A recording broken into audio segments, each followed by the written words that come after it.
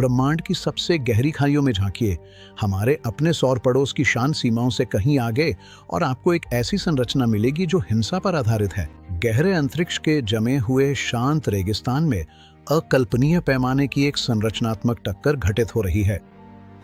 ये वो जानी पहचानी टक्कर नहीं है जो क्षुद्र ग्रहों, उपग्रहों या यहाँ तक कि व्यक्तिगत तारों के बीच होती है। ये दिग्गजों का अंतिम मिलन है। दो अति दानवाकार ब्लैक होल जो ब्रह्मांड की आदिम भोर की अंधेरी गोद में जन्मे राक्षस हैं, जिनमें से हर एक में 1 अरब से अधिक सूर्यों का द्रव्यमान समाया हुआ है, आखिरकार एक दूसरे से टकरा गए हैं।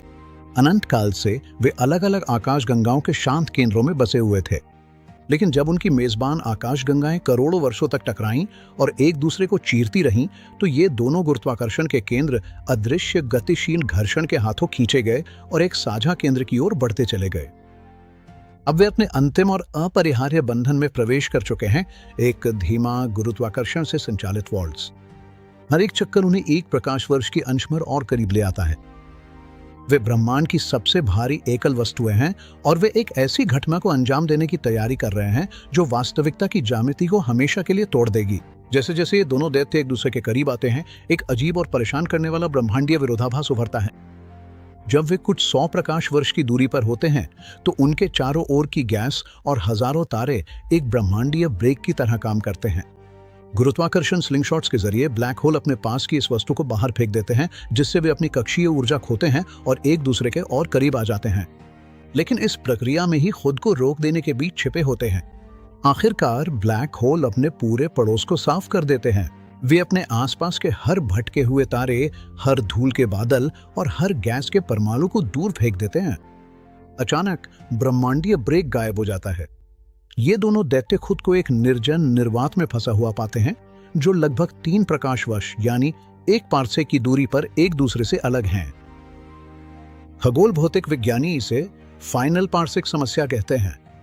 अगर उनकी कक्षीय ऊर्जा को सोखने के लिए कोई पदार्थ नहीं बचा, तो ये दोनों दिग्गज सैद्धांतिक रूप से वहीं रुक जाने चाहिए। उन्हें इस ब्रह्मांडीय गतिरोध में हमेशा के लिए नाचते रहना चाहिए। फिर भी हम जानते हैं कि वे ऐसा नहीं करते, क्योंकि जैसे ही दूरी घटकर कुछ प्रकाश वर्ष के अंशों तक सिमट जाती है, ब्रह्मांड एक द्वितीयक और भी अधिक भयावह तंत्र को सक्रिय कर देता है। ब्लैक होल अपने चारों ओर के पदार्थ के साथ क्रिया करना बंद कर देते हैं और खुद वास्तविकता के ताने बाने को मथने लगते हैं। जब इन दोनों दिग्गजों के बीच की दूरी एक महत्वपूर्ण सीमा से नीचे गिर जाती है, तो कक्षीय यांत्रिकी के पारंपरिक नियम आइंस्टाइन के सामान्य सापेक्षता के क्रांतिकारी क्षेत्र को रास्ता दे देते हैं। अब वे प्रकाश की गति के एक चौंका देने वाले अंश पर परिक्रमा कर रहे हैं, हर सेकंड में लाखों किलोमीटर की दूरी तय कर रहे हैं। इस अंतिम चरम पर उनका द्रव्यमान इतना अविश्वसनीय रूप से विशाल है कि वे अब केवल अपने चारों ओर की जगह को मोड़ते नहीं हैं, वे उसे हिला देते हैं। ये द्वैत प्रणाली गुरुत्वाकर्षण तरंगों का उत्सर्जन शुरू कर देती है, जो अंतरिक्ष और समय की निरंतरता में वास्तविक भौतिक तरंगे होती हैं। ये वे तरंगे नहीं हैं जो अंतरिक्ष के माध्यम से यात्रा करती हैं, ये स्वयं अंतरिक्ष की तरंगे हैं। हर उग्र परिक्रमा के साथ ये गुरुत्वाकर्षण विकिरण गतिज और कक्षीय ऊर्जा की एक चौंका देने वाली बाढ़ को बाहर ले जाता है। जैसे जैसे ये ऊर्जा ब्रह्मांडीय शून्य में बहती जाती है, इन दोनों दानवों के बीच की दूरी तेजी से घटती जाती है।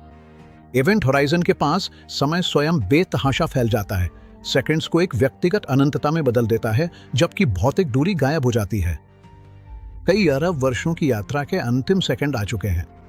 जब दोनों इवेंट होराइजन आखिरकार छू जाते हैं, तो ब्रह्मांड शुद्ध ज्यामिति की एक महाविनाशकारी घटना का साक्षी बनता है।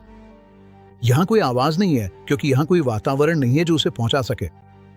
यहां कोई आग नहीं है, क्योंकि यह कोई रासायनिक प्रतिक्रिया नहीं है। ये एक संरचनात्मक टूट-फूट है। 1 सेकंड के अंश में करोड़ों सूर्यों के बराबर द्रव्यमान तुरंत नष्ट हो जाता है और उसे सीधे शुद्ध कच्ची गुरुत्वाकर्षण तरंग ऊर्जा में बदल दिया जाता है, E = mc वर्ग के कठोर गणित के माध्यम से। उस क्षणिक पल के लिए ये एकल विलय घटना पूरे प्रेक्षणीय ब्रह्मांड की सभी आकाश गंगाओं के सभी तारों की संयुक्त प्रकाश ऊर्जा से भी अधिक शक्ति का विकिरण करती है। स्पेस टाइम स्थायी रूप से फैल जाता है और गुजरती तरंग के कारण उस पर निशान पड़ जाते हैं।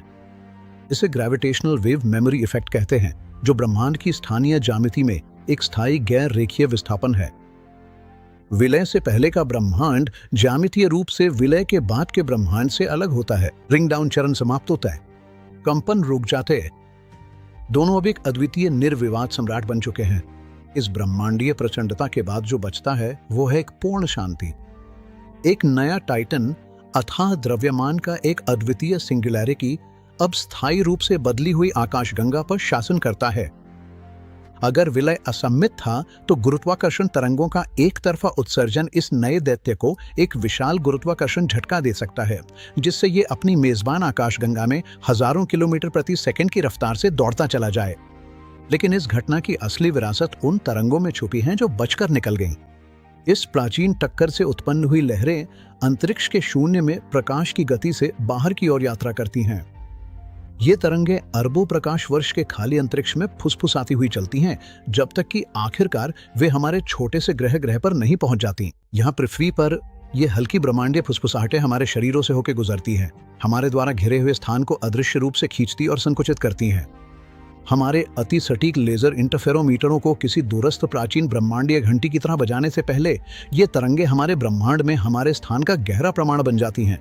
ये याद दिलाती हैं कि हम एक ऐसे ब्रह्मांड में रहते हैं जहां हिंसक और सुंदर विकास होता है, एक ऐसा ब्रह्मांड जहां वास्तविकता के अटल ताने बाने को भी गुरुत्वाकर्षण की अपार और अद्वितीय भव्यता द्वारा फाड़ा, फिर से गढ़ा और पुनर्जन्मित किया जा सकता है।